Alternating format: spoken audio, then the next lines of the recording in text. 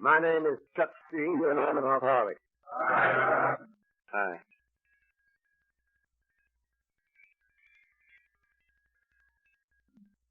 I don't know when I have felt any more grateful than I do tonight. This gang that has come down here to hear me bark for about 6 sessions officially and 16 unofficially. You're something else. And it's a great tribute to me for those of you who came down here to listen.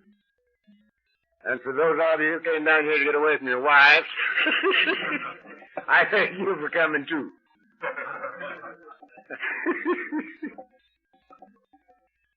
But it's a beautiful sight standing here and looking at you. You're a great bunch. And I love you. This has been an eventful week so far. I had to give a funeral on Monday in Pasadena. Chap who was 51 and who was getting an AA pitch. And right in the middle of it, he went down and didn't get up. Heart attack. And so that was Monday and Tuesday. I had another one.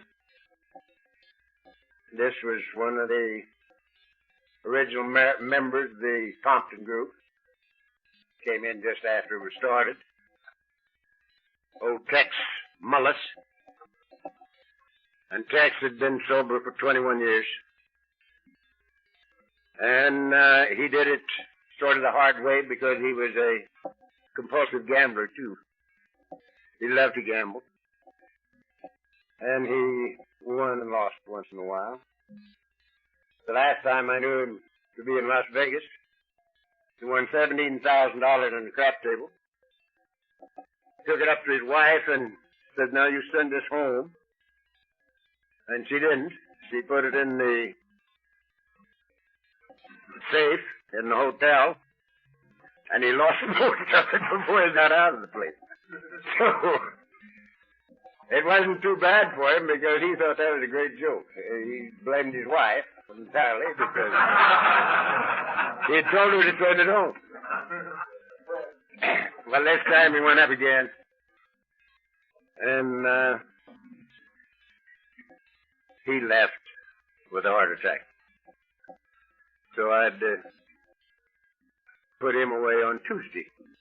Wednesday I got my 29th birthday cake, which is something for a tongue-chewing, babbling idiot drunk. 29 years without a drink of pill. And that was pretty nice. And here to finish the week out, I have you people to share with and to be shared with.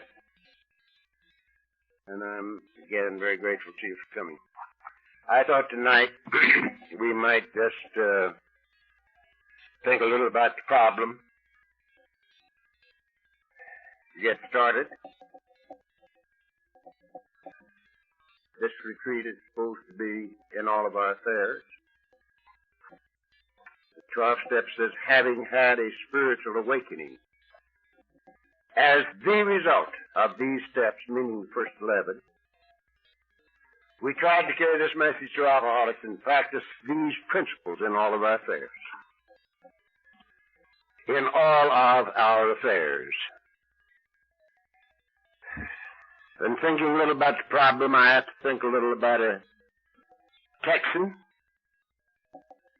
who was the first chap that sobered up in Houston. He has, I guess, close to, if not already, 35 years sobriety. He's half a Texan wide and a Texan and a half tall. And he tells a little story. He said if you're going to solve a problem, it helps if you know what the problem is. For instance, says he, I've always been afraid of dogs. He says, some little old girl come walking down the sidewalk with a Great Dane on the leash and says she's not afraid of him at all. Says a poodle runs out and I take off. And he's that high, you know. I can just see him running from the poodle. And he says this caused him a lot of embarrassment in his life. And it finally became necessary for him to look at the reason that he was afraid of dogs.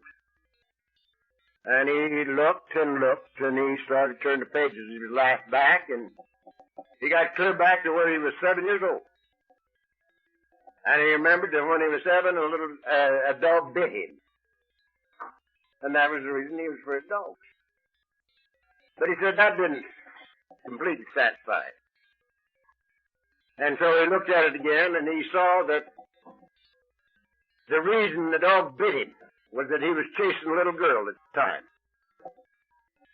Now, says he, all my life, I've been chasing women and getting in trouble and running from dogs, and dogs never were my problem in the first place.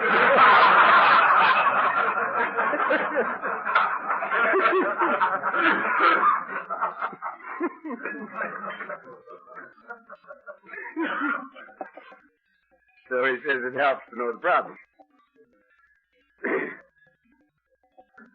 And I think it helps to know the problem.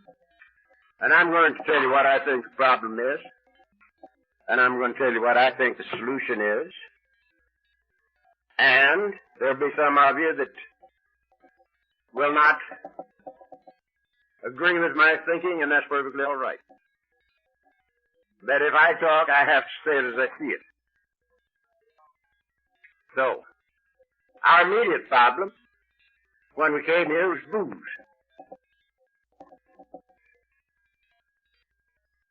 Alcohol.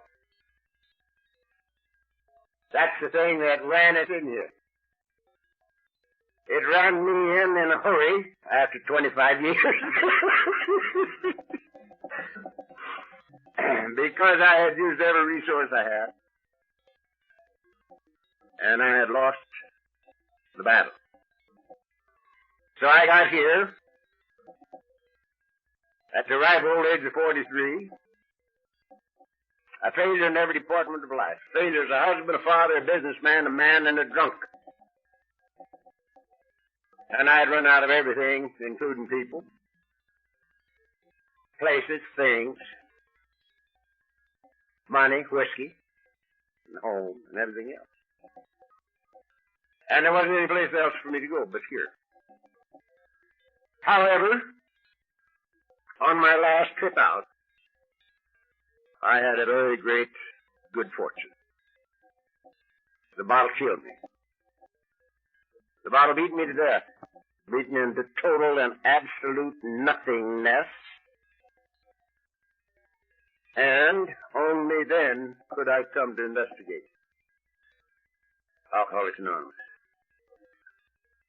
Up until that time, there was no way that anybody could have talked me into coming here. As long as I had the power of choice, my choice was never to come to Alcoholics Anonymous, and never came, until I'd lost everything, including the power of choice.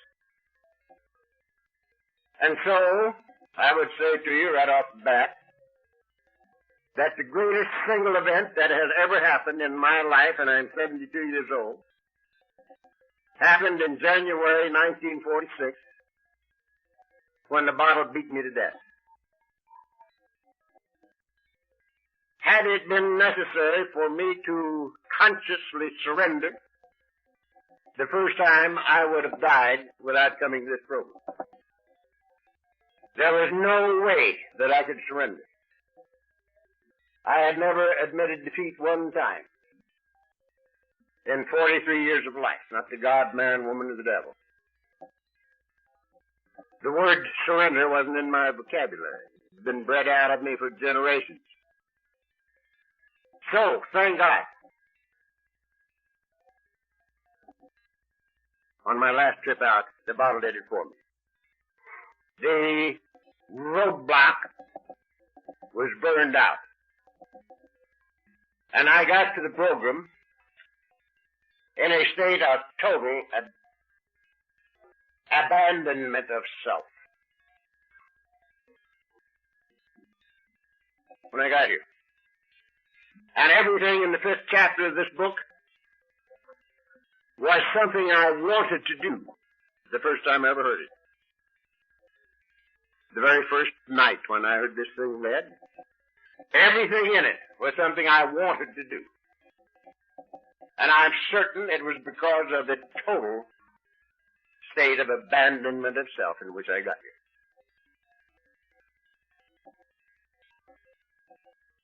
Now, there was one thing that I didn't think I could do. And that was step 3. And it wasn't because I didn't want to. I had no objection to step 3. I would have turned my will and my life over to a jackass if I could have gotten rid of me. But where it says we made a decision to turn our will and our lives over to the care of God, as we understood him, I didn't think that this was possible for anybody like me.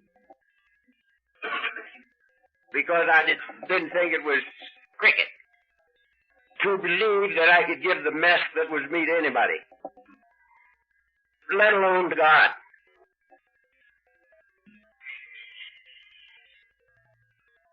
I wouldn't have taken me with a large dowry. And I didn't figure God liked me any better than I did. And I hated my guts. So I let it lay. I just let it lay. Picked up the last third of step 12 and practiced these principles in all of our affairs. Now, after attending a meeting every night for 6 months, I discovered that I was sober and had been without a drink or a pill for 6 months, which was quite a discovery, because I'd attended every one of those meetings with a great fear upon me that I couldn't have this thing, that I didn't have enough left physically or mentally to get it. And after 6 months of a meeting every night, I discovered that I'm sober and have been all the time.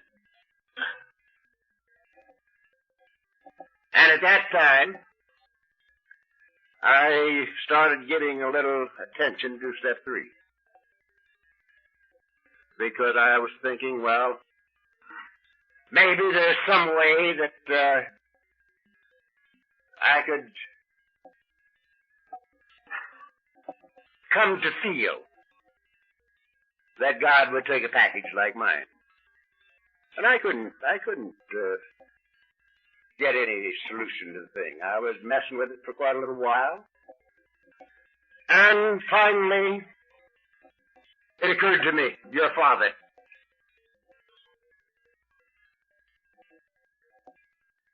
And then I started conjuring up the most heinous crimes I could imagine and laying them on these 2 boys of mine. And I let my imagination go crazy, building the worst possible kind of crimes that anybody could perpetrate. And when I got that done, I would say to myself, now, would this keep me from wanting to see my boys? Would these things make me want to cast them into perdition, to burn for eternity? And I had to say no. No. I couldn't do it. No way could I, regardless of what they did, no way could I assign them to hell.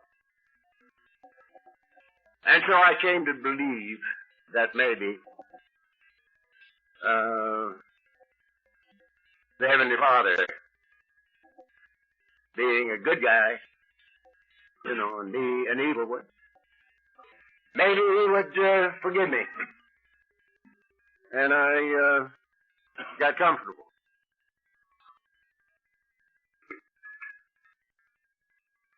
But it had to come through that kind of procedure with me. Now, the funny part of it is,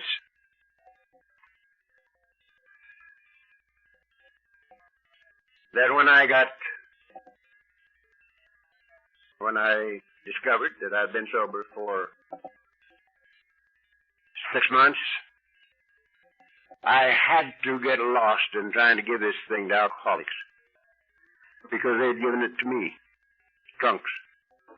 Had given it to me. And I lost myself working with drunks. And after a while, I had another discovery.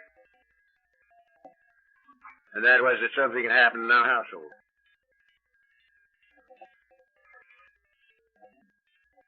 A year before, Mrs. C was divorcing me. The kids wouldn't come home when I was around.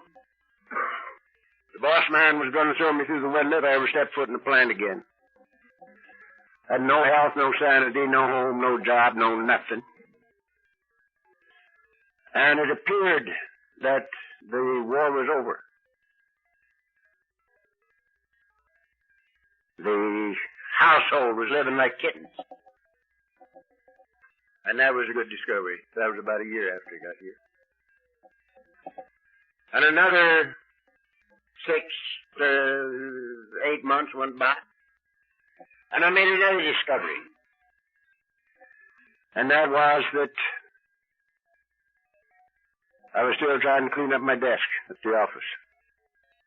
We'll talk a little about this when we talk about AA in business, or practicing these principles in business. But here I was, still trying to clean up my desk at the office. And business was good. It was plumb good. And that was a pretty good discovery. Maybe another year went by, and I discovered that the state of my being was better than anything that I had ever dreamed of in my life. My livingness, being itself, was better than anything that I ever dreamed of. And that was a good discovery.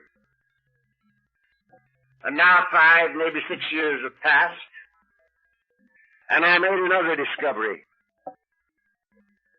which I believe to be the great discovery. When we make this discovery, the search is over and life begins. Life isn't over. Life just begins. Really. And this discovery was that I was never alone anymore. I, who had walked alone for 43 years, totally alone. I was never alone anymore. I had a God of my very own. And where I am, He is. I'm often by myself, but never alone. And this has been the way it's been ever since the discovery, and it's the way it was before the discovery. Because I hadn't been alone since my first meeting. Now, I believe that this program of ours, the Alcoholics Anonymous program, is a program of uncovering, discovering, and discarding. That's the AA program to me. Uncovering, discovering, and discarding. The first 9 steps of the program are the uncovering steps. Clearing away the wreckage of the past. Squeezing us out of ourselves, ego-wise, to get rid of the human ego. temporarily. Because we never get rid of it totally, in my opinion.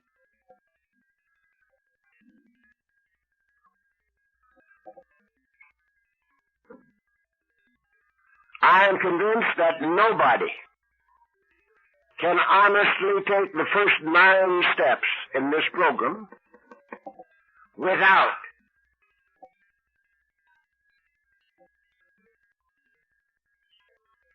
making the discovery that something has happened, and it's very, very terrific. Because when we honestly apply the first 9 steps of this program to me, I apply it to me. At number 10, the ego is temporarily gone. Now, I am convinced in my own mind, totally and completely convinced, from the toenails to the top of my longest hair, that there's only one problem in this life. One problem that includes all problems. And one answer that includes all answers. Now, that's oversimplification, isn't it? One problem that includes all problems, and one answer that includes all answers. I am totally convinced that the only roadblock between me and you and me and my God is the human ego. The only roadblock there is. I further believe that the best definition you'll ever hear of the human ego is the feeling of conscious separation from. The feeling of conscious separation from. From what? From everything. From God, I like to use 3 words, life, good, God, which to me are synonymous words. Conscious separation from God, from each other, and eventually from ourselves. That is the thing that says to me, here am I, big me, little me, smart me, dumb me, rich me, poor me, against the whole world. I've got to outthink, outperform, and outmaneuver in order to eke out a miserable living out of an unfriendly universe. That's what they laid on me as a kid. The very cliches of life. The early bird gets the worm, the devil takes the hindmost, you got to be there firstest with the mostest. Builds on that premise. Here am I against the whole world. Got to outthink, outperform, and outmaneuver. Consciously separated from each other and from God. Now, I think that's the greatest roadblock there is. The only one, as a matter of fact. The only roadblock there is. Between me and you and me and my God. And that's the human ego.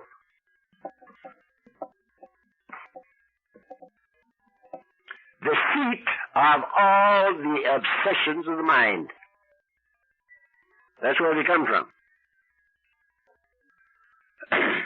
Now, it is also my total conviction that there is no possibility under heaven to satisfy the human ego. It is a divine impossibility. I like to sit up there in my big chair. Many of you have seen it. Some of you have sat in it for a minute, but I won't let you sit in it much longer.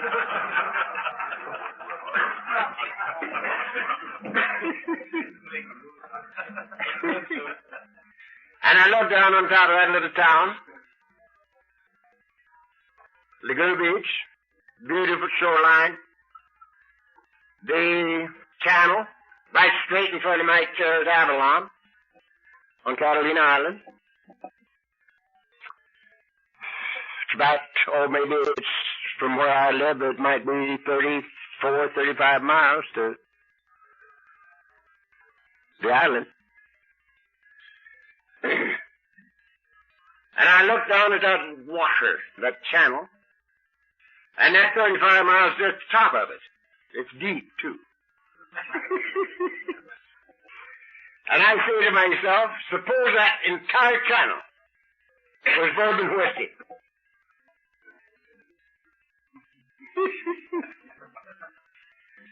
Now, that's quite a few drinks. Would that satisfy my obsession for whiskey? And I have to say no. The whole damn thing could not satisfy my obsession to drink. Because when I get started drinking, before long I'm flat on my back in bed, drinking the clock around. And every time I open my eyes, I drink. And there's no way to satisfy that obsession. No way. Now, suppose my obsession had been for money instead of drinking. How about that?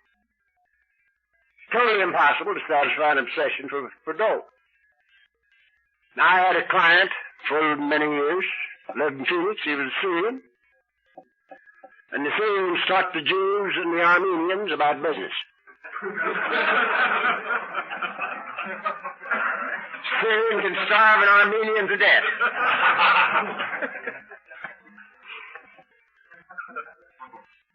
And I had this chap, and he'd gone from one head of lettuce to $35 million. And he was one of the poorest men I ever saw. Because, unfortunately, he had a partner in one of his business enterprises, which happened to be oil. And this old boy was worth $150 million. And they had a suite, the Jonathan Club. Most beautiful thing you ever looked at in your life. All paneled with the finest wood in the world. Gun racks, elephant tusks all over it, and feet, and gazelles, and everything else, you know. And when I'd be sitting there with the two of them, Eddie was trying to get under the Davenport. Poor thing, he had only $35 million. And here was old Spooner with $150 million. Poor man. Eddie used to say to me, Charlie, I was Charlie in business, how can I be like you? And I'd say, Eddie, you can't. And he'd say, why? I say, Eddie, who needs God if he's got $35 million? Don't be silly. You can buy anything you want, including women, and you do. And that's one of the Syrians' great illusions. They think they're God's gift to women, and maybe they are. I don't know.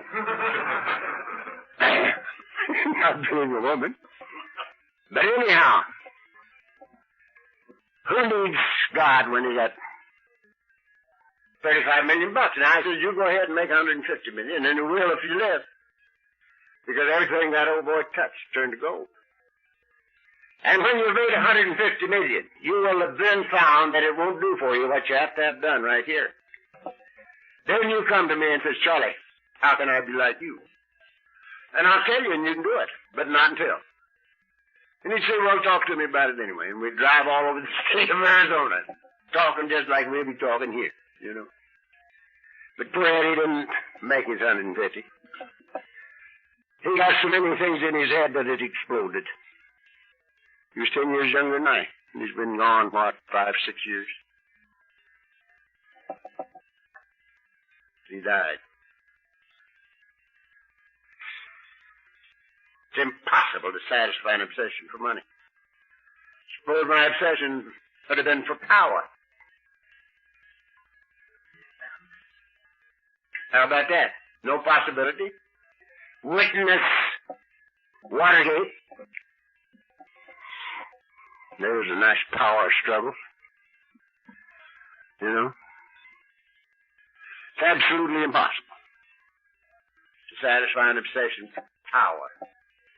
If you were president of the United States, no good, because every dictator in the world has more power than our president. Oh, Genghis Khan had more than all of them. So, no way. What about women?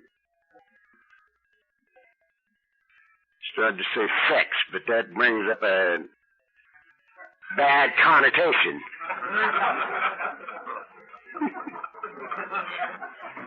I've been getting invitations lately to go up and talk to the deviants. And God bless me, I can't hardly make it. So far, I've been able to sort of have some other thing to do or get something else to do.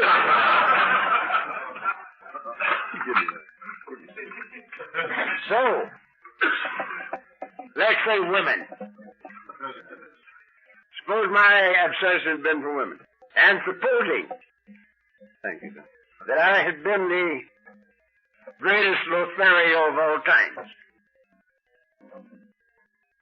And supposing I had captured every chick I set out to catch, but one. Now, at my age, I'd be a pretty good-sized army, don't you think? Would they satisfy my obsession for women? This one kills me. The one I can't get kills me dead. So, if you can't beat him, join him. We got to get rid of the obsessions of the mind. And in order to get rid of the obsessions of the mind, we have to be rid of the ego. Because that's where they come from. I want, I don't want, I like, I don't like, I. That's it.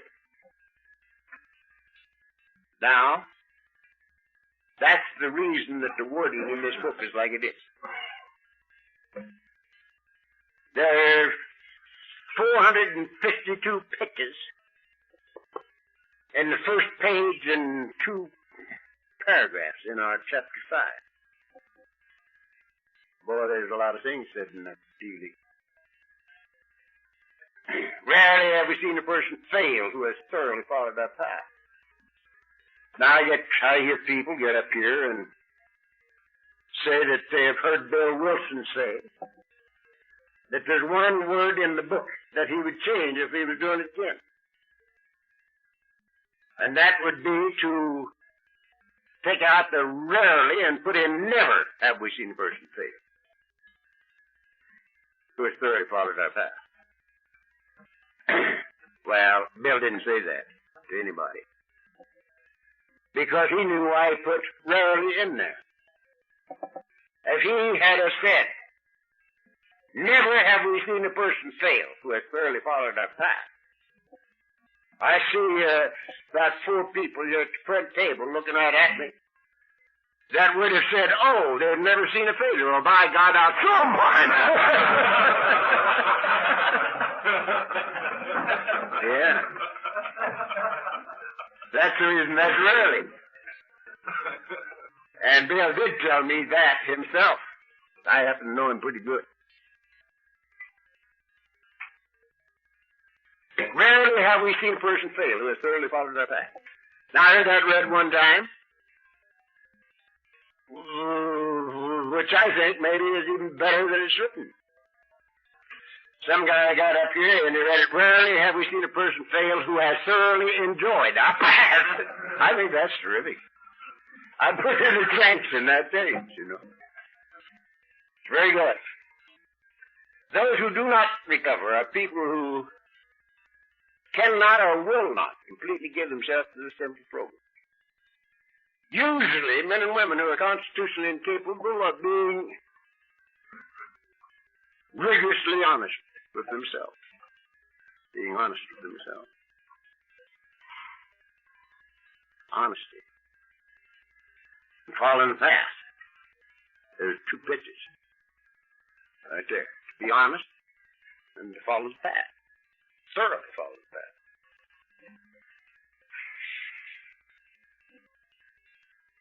They're naturally incapable of grasping and developing a manner of living which demands rigorous honesty. Now there's a pitch. Grasping and developing. You see, we're people who never were able to settle for status quo. Never in our lives, long before we ever had a drink, we were unable to settle for status quo. Nothing that was normal ever merited our attention for more than a split second. If it wasn't better than normal, we didn't like it. And that's before we ever had a drink. So, we had better jolly well grasp and develop. Because a happy sobriety will turn into a drunk unless we develop. We've got to walk. We've got to keep going. All we need to do is get fat and complacent and quit walking, and we're in trouble. So grasping and developing a manner of living which demands rigorous honesty is a whole weekend.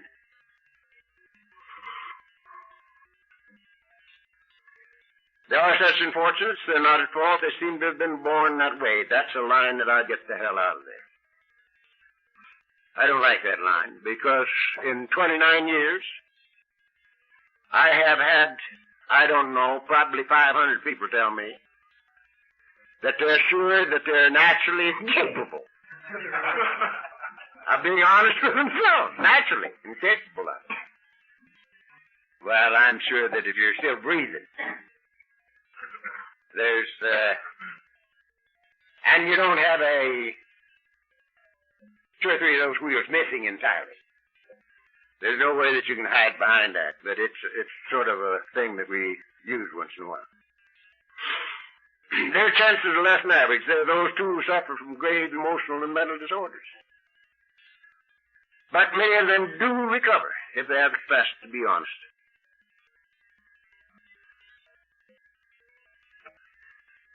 I got to tell you a little story. Many of you have heard it, I'm sure. But in the early days in Los Angeles, we didn't have anybody out here that ever attended an AA meeting. And the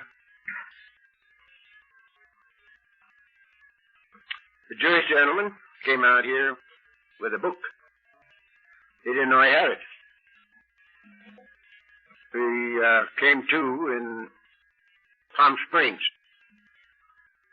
And he started looking through his luggage for some whiskey. And he found this book.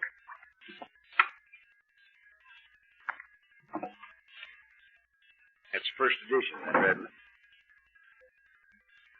And he didn't know how it got into his suitcase. But he didn't have any whiskey. And so he read it. And he just kept reading it. And he liked it. He liked what he read. And he came into Los Angeles with this book. And he got a hold of some people, and they started meeting. And they didn't know how to start a meeting. And so the custom that has spread pretty well all over the world was established right here in Los Angeles. First meeting. That's reading in portion of chapter 5. This Jewish boy says, I don't know how to start a meeting.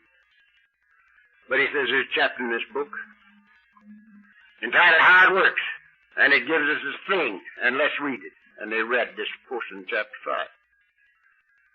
And you'd be surprised how much of the world that's covered up until now. They do it in Australia, they do it in New Zealand, they do it in Canada, they do it in Texas.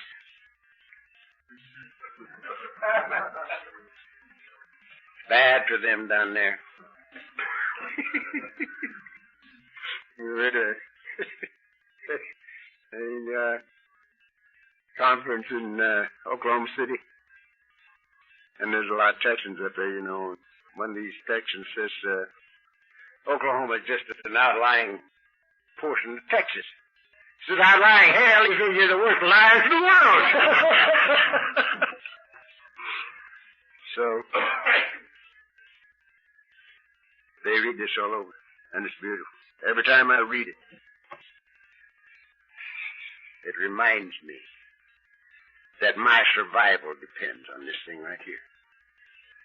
Now, a little bit later, this bunch, maybe there are half a dozen of them at this time, got a hold of an old boy off Skid Row. His name was Whitey. And Whitey had been a little bit too close and too long with the vino. And he babbled all through the meeting. He'd just sit there and babble. And then he was bothering. So they decided they ought to take him to the doctor and see what was the matter with him. So they did. They took Whitey to the doctor, and this doctor took a few quick passes at him, and he says, boys, give him up. This one you can't help. Spend your time on somebody that's got a chance. But he has such bad brain damage that you're just wasting your time. And so the next meeting, of course, they had a discussion about Whitey. And the whole gang of them wanted to dump Whitey. Keep him from interrupting the procedure with his babbling. And, of course, there was one guy there that had read something in the book. And he said, wait a minute, boys. He says, it says right here that the only requirement for sobriety is a desire to stop drinking. And Whitey wants to get sober. And we can kick him out. And they said, that's right, that's what it said. And he didn't kick Whitey out. And it's a matter of medical record and a record that 1 year later, Whitey was accepted in the United States Marines. There's a miracle here.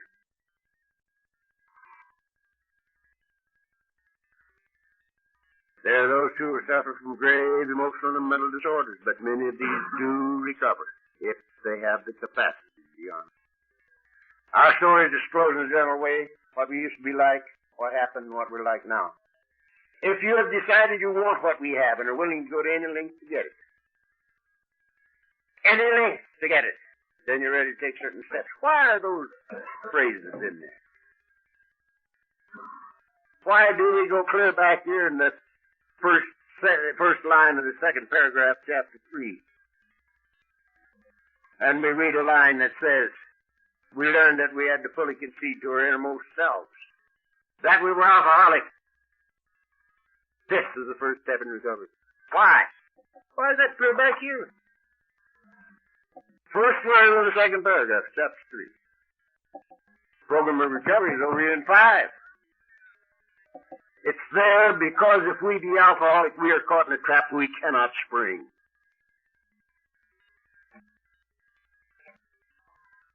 We have to have help. And we can't get help until we recognize the need for it. It's impossible. We're a peculiar breed of cats. We can't hear it, we can hear it, and we can't see it, we can see. And don't make a bit of difference who's talking. For instance, a number of years back, in the state of Virginia, I spent a good deal of time with a great celebrity, films and TV. And he and his wife were both out. And I was very fond of him, and I was very hopeful that something was going to happen.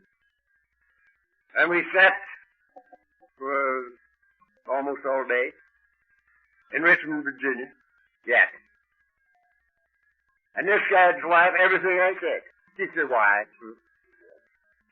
That's the way I live. I've known that forever. And I talked a little while longer, which she says, that's the way we raised our kids. This is not new to us. We know the whole thing. And they went that way all morning. Well, they didn't know that I knew that they'd just gotten out of managers. Both of them.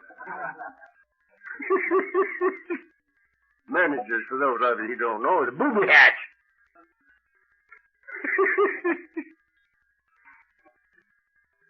That we knew this all backwards and forwards and through the middle.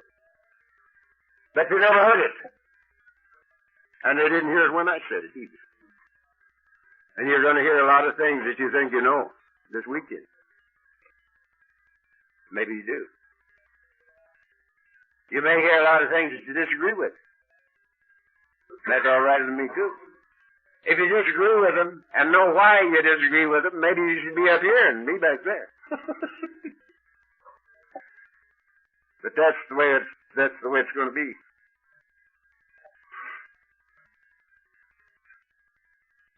The second condition, of course, is that sobriety has to come first. If you've decided you want what we have and are willing to go to any length to get it, that's top man on the totem pole. And I'm one who believes that unless and or until sobriety comes first, we can't have it. And unless it remains first, we cannot keep it.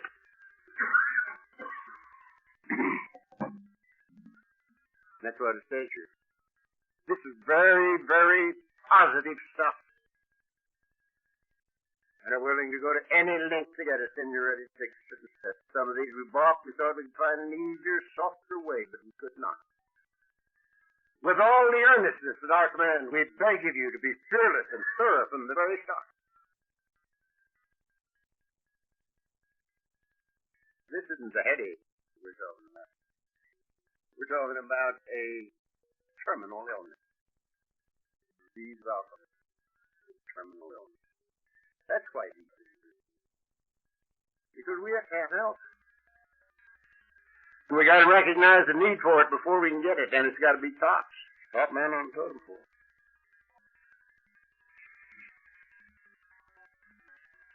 Some of us have tried to hold on to old ideas, and results wouldn't help until we let go absolutely. It doesn't say half measures avail us 50%. 10% measures avail us 10%. It says half measures avail us nothing, not a thing. We stood at the turning point. We asked His protection and care with complete abandon. We let go absolutely.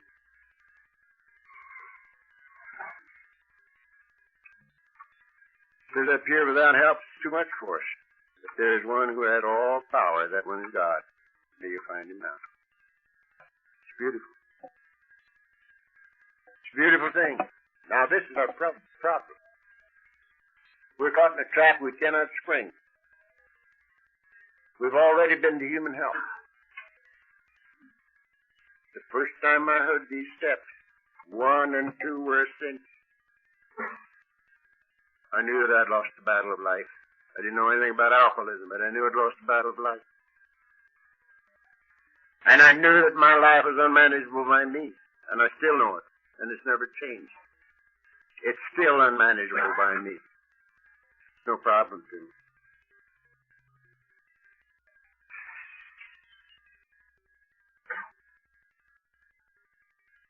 Twofold admission of defeat in the first one,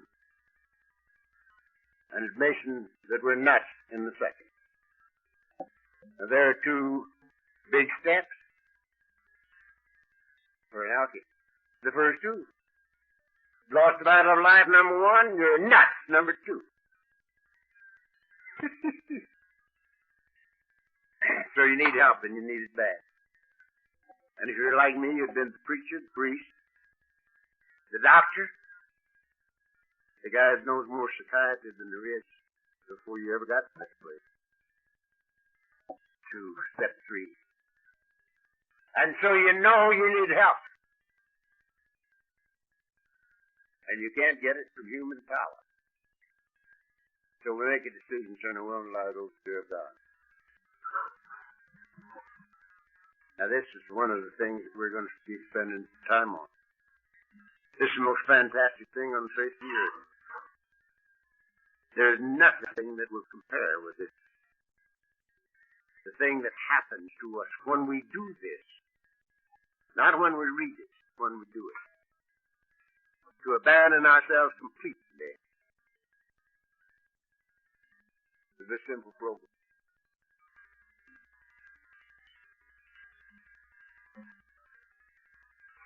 Throw them out.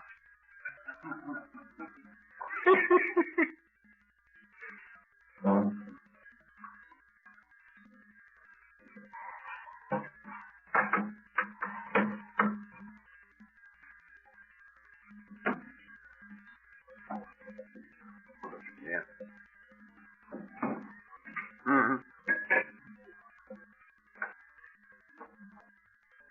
Welcome, gentlemen.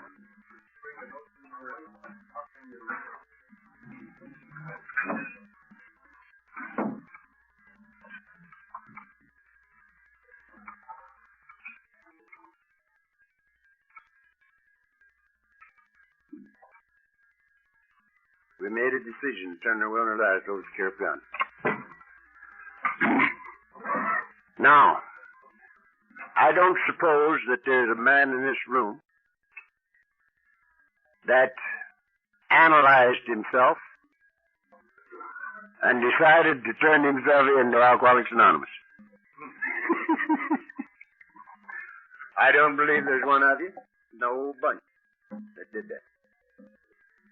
If there had been any way under heaven for me to remain in left field, I'd still be out there. We are not the kind of people that run around surrendering on every other street corner. That isn't our way of doing things. And here we've lost the battle of life and we're nuts and we have to have help. Now, I told you a little bit ago that the greatest single event in my life up until now, and I'm 72 years old, was when the bottle killed me in January 41. January 46. I was 43. I had read Jack Alexander's article in the Post in March of 41. Mrs. C had found it, read it, opened it to the right place and put it on the arm of the chair I sit in right now. And when I got home, I read it. I was 4 sheets in the wind when I read it. And I suspect I thought that was real good for you people that needed it. I imagine I did. But 5 years later, when I came to after a 4 weeks blackout, my last drunk started on the Friday before Christmas, 1945.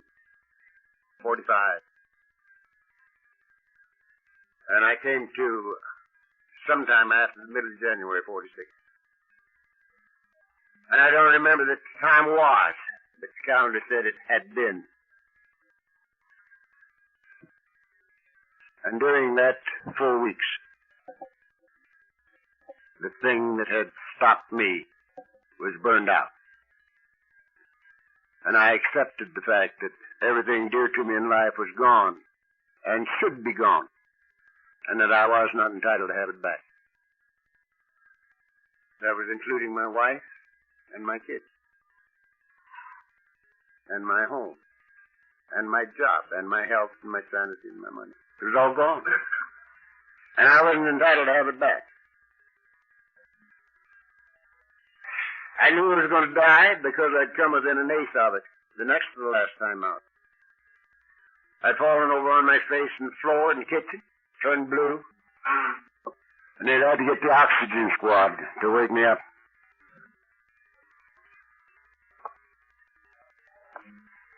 And the doctor that was with him told me, after I came to, that to all intents and purposes I was dead, that they'd had a hell of a time bringing me back, and that they would nobody would ever be able to bring me back again under those circumstances. And, says he, if I were you, I wouldn't do that anymore. Said that right to me. But I did it again. So I knew I was going to die, and I accepted that too. But I didn't want to die with a record.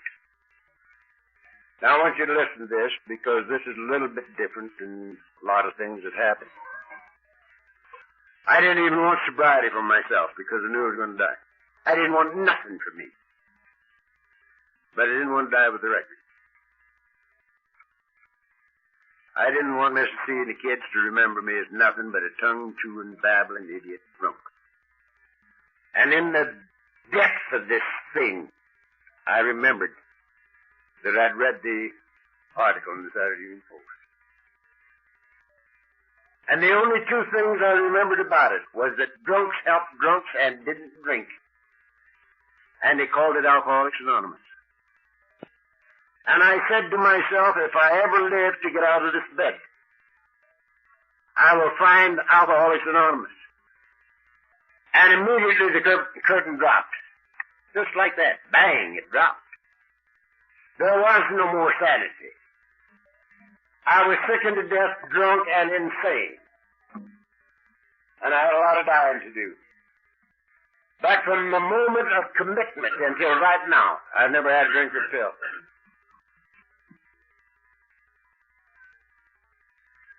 Now, this is one of the reasons that I believe so completely and totally that there's only one roadblock between me and you and me and God.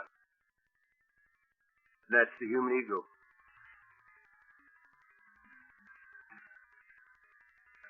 The only roadblock there is. Because, you see, I sit in the same chair today that I sat in for 10 years in hell. The same chair. And I sat in it for 29 years in heaven. Nothing happened to the chair. Nothing happened to my wife. Nothing happened to the kids. Something happened to me. And it proves that heaven was always in that chair. I was in hell. But heaven was always in that chair. But nothing happened to the chair, and I'm still in it. Still in heaven. So, that's the reason these statements are so very, very positive. To abandon ourselves completely. To let go absolutely, it says. And to turn our will and our lives over to the care of God.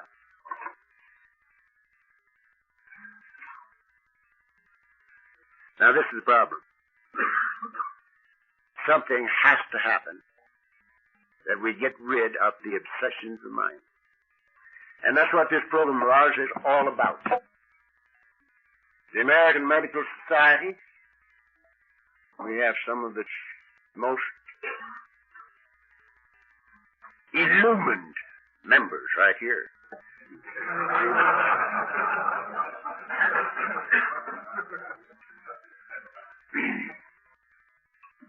American Medical Society says alcoholism is a disease. It has symptoms. It is treatable but not curable.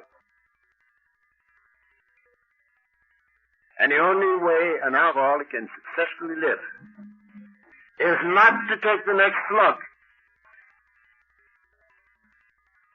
But they cannot tell us how not to take the next slug. They can't tell us how. That's what this book is all about. To tell us how to get rid of the obsessions of the mind that cause us to drink. That's what this whole program is all about. To rid us of the obsessions of the mind that cause us to drink. Now, why am I not drunk tonight? It's a good question. I'm a tongue-chewing, babbling idiot drunk. Why am I not drunk tonight? This is Friday.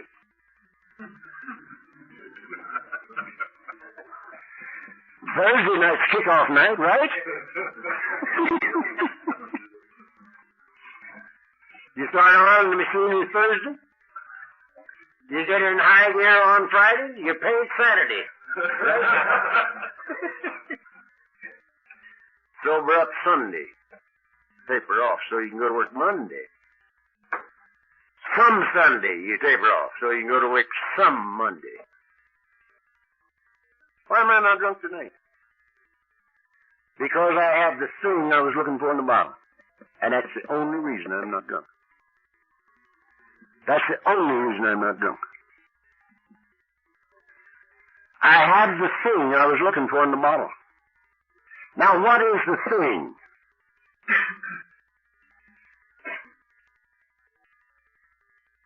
That king-size hurt is gone. You know the king-size hurt. The kids call it that hole in their guts when they're standing on the street corner and the wind's blowing through. That's what the kids call it. When I first heard him say that, I said, they've been to a meeting somebody. They heard that. They stole it from somebody that knew what he was talking about. But that ain't right. I learned that ain't right. They were the guys that coined it. Standing on the street corner with a big hole in their guts and the wind blowing through.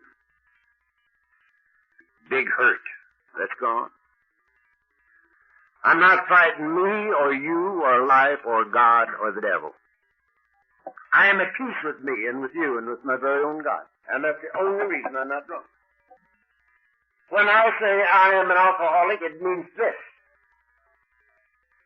That I cannot live and drink. And of myself, I cannot keep from drinking. And that's just as true right now as it was 30 years ago.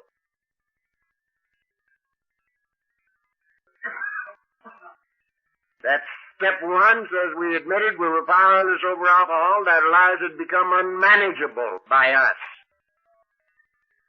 And I've looked all the way through this and through the manuscript from which this was written and through the most recent book that was printed. And there's nothing in any one of them that says that if I'm sober 10 or 12 or 29 years, my life will become manageable by me. They don't say that. I look. It's not in there.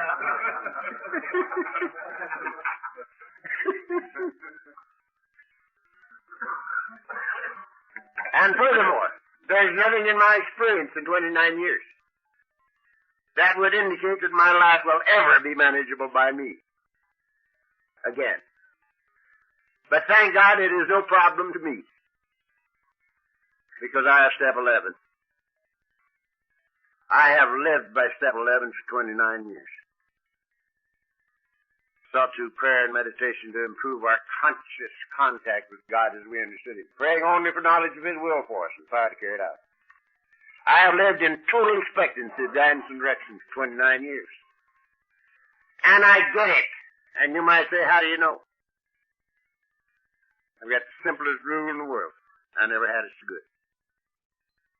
This is the only good life I've ever known, the only easy life that's ever been mine in my entire lifetime. And I've got 29 years to look over sober without a drink or pill, 25 years drunk or drinking, and 19 years before that. And this is the only good life I've ever known, the only easy life that's ever been mine. So I highly recommend it. This is the way to get rid of the obsessions of mind. Sure, the steps we took, we're sober. Now, don't say here the steps we read or heard read or learned by heart. Don't say that. Don't say here the steps we interpreted. You can find that in here. Don't say that. Don't say here the steps we conned God into taking for us. There have been a few people around this neck of the woods that were experts on interpreting the steps. There's one guy out in the valley there for a while. There was selling interpretations of the steps. And teaching interpretations of the steps. And then he got drunk. His business went down the rat hole. Don't say that. It says here the steps we took. And the reason we have to take them is because we're caught in a trap we can't spring. We have to have help and can't get help until we recognize the need for it. Now, going on down through to step 9, and I've just got time, I won't mention his name, but his initials are Johnny Crean, Sr. He said he was sleepy when he came in, and if I talked a second after 9:30, that he was going to sleep right on the table there and start snoring. So I got to quit. But very quickly, the first 3 steps are decision. The 4th and 5th are action steps. We made a searching, fearless moral inventory of ourselves. We write it. The book says very, very specifically that it's good to write the thing down. We're more apt to do it right if we write it. Takes a little longer. It's good for us. So we write it. That's a moral inventory. So we don't have to write every time we turn left when we should have turned right. It don't mean that we have to put down everything we ever stole, or every lie we ever told, or every time we ever got drunk. That does not what it means. It means to write down enough that we can see the motivation for what we have done up until now. The motivating force in our lives. And of course, if we want to get real simple, the whole thing will boil down to obsessions of the mind, which is the ego. Every one of them will boil down to trying to satisfy the human ego, which cannot be done. So we write it down and then we share it. Share it with God, ourselves, and another human being. Another human being is the thing that really sets us up for the kill. I can admit to God and to myself hidden the privy. You know. Nobody knows but me and God. But if I have to spread this dirty linen out before another human being, man, if you got any ego left after that, you ain't done it. That's an ego buster. And so we've written it and shared it, and now we've become willing to give it away, and we give it away. Again, we got 2 action steps in there. These next 2 are not action steps. They're, again, decisions. Now I find people all over the world beating their brains out, trying to get rid of the obsessions of the mind. They're defects of character. I bet you there have been 1 million hours spent in arguing over why step 6 we're entirely ready to have God remove all these defects of character, and step 7 says, humbly ask Him to remove our shortcomings. And there have been 1 million hours spent on what's the difference between shortcomings and defects of character. You know? There's supposed to be a difference. I asked Bill. He says, I don't know. He says, I think I didn't want to end 2 lines right next to each other with the same words. He says they mean the same thing. So that's going to knock a lot of arguments out, isn't it? But the main thing is that we become willing to give them away, and we give them away. We don't do these things. If we could have done away with our defects of character, we would have done it before we came here. I wasn't just jumping up and kicking my heels together saying, goody, goody, I get to go to Alcoholics Anonymous. I'm sure my mother didn't raise me to be a member of Alcoholics Anonymous. She's 96 and she don't believe it yet.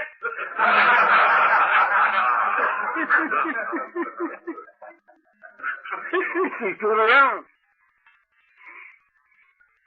So I say I've had 29 years without a drink, and she's living that 96 years.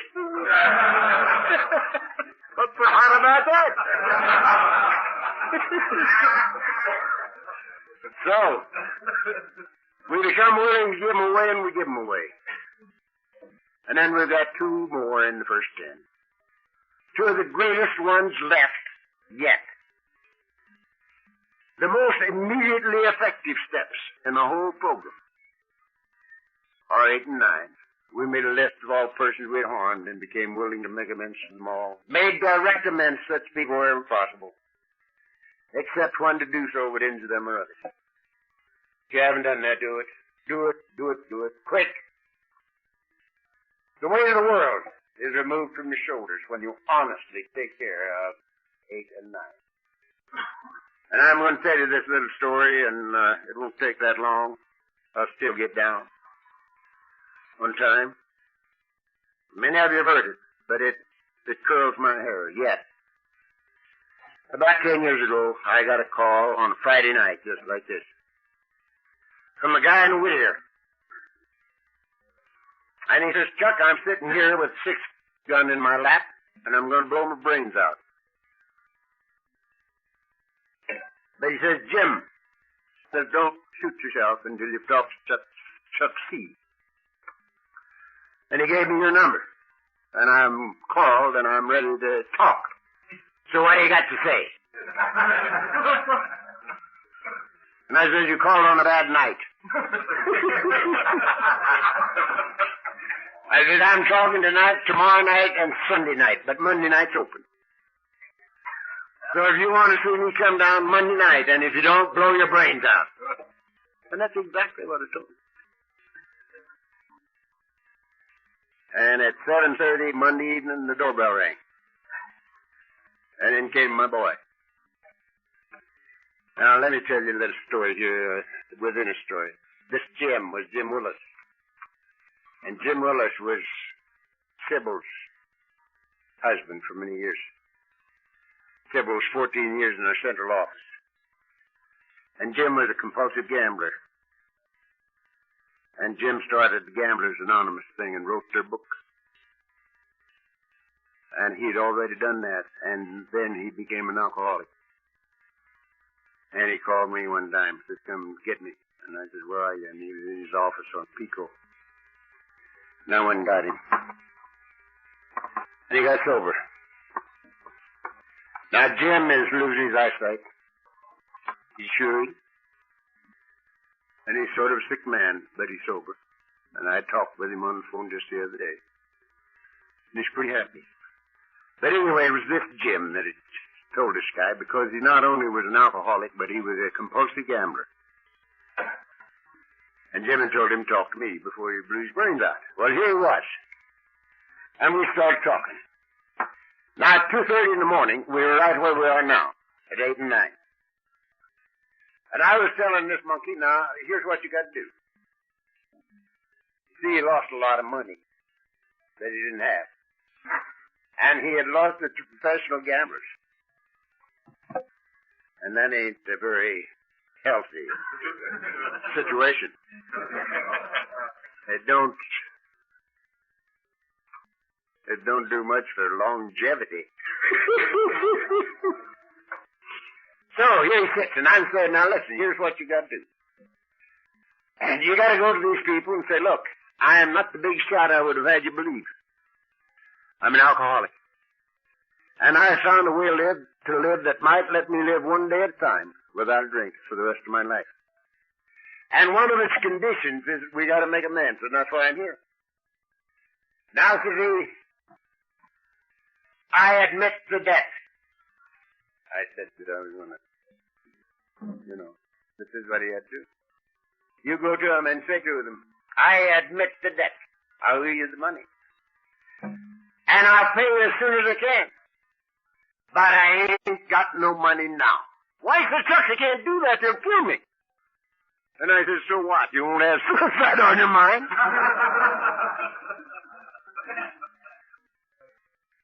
And the old boy started to laugh, and he's still laughing.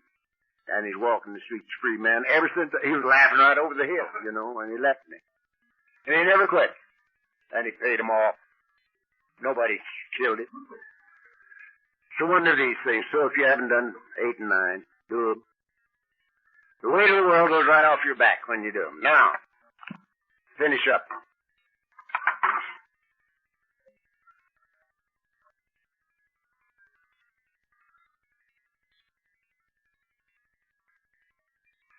Alcoholism cuts across our society from the highest to the lowest. We are peoples of all professions, all states of poverty and riches, priests and preachers from all denominations. We have in this deal. We have world scholars amongst us, bankers,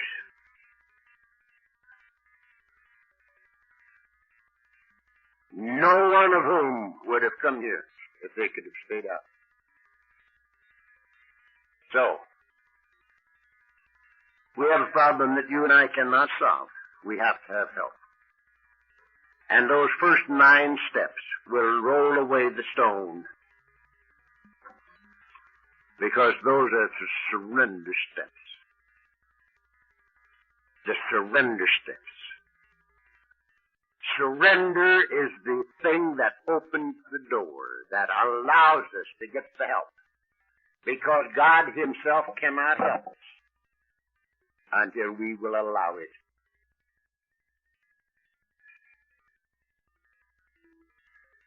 The recognition of the need for help and the turning of our will and our lives over to the care of God, and the clearing away of the wreckage of the past is the beginning of victory. It's fantastic. Don't be afraid of it. Now, I'm convinced that you and I have to do this without getting too serious about it. We get too serious and nothing happens. If we look too hard, we'll never find. I looked for this thing for 30 years before I got here. And I couldn't find it. I came here not looking for it, and it found me, or we found each other, or something. Wasn't even looking for anything but a way to live one day at a time without drinking, so I could rub out as much of the records as I could. So I want us to have a lot of fun this weekend. Don't be too serious. You know, Rule 62.